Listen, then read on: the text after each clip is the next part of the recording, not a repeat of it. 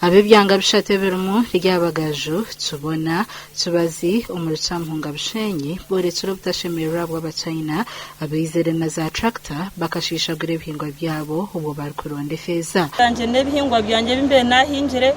ukora birono bitabikwa gureda kandi abantu bari kutabike misiri yanje ndakumanya ibakurga bimba byanje babisisire ebinku basa kuba nakubire nsharire nkabire nyiremu emitoro yanje ngacenana nabansarwiri konkati babisisire aho kwaba batimpine itwantuku bahotuta government izate mukona tuyambe turondo kuturabeho amizi gwana bahinjire amizi tunyo byagana edomora twajigarayo itwanturondo kuturabeho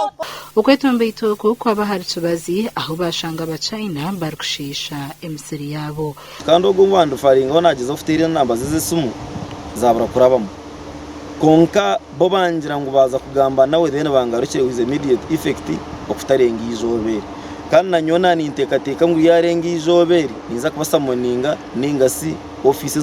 ezikunsingaho ezirimo za district no biza bakikakintu eki turebe okutura handoringe ninga twatereza abantu bitu abatura nibenda bebembezi babo okubahwera omunshongeje itwe nk'abantu baburizo okwiza kw'abachina hatwagobaki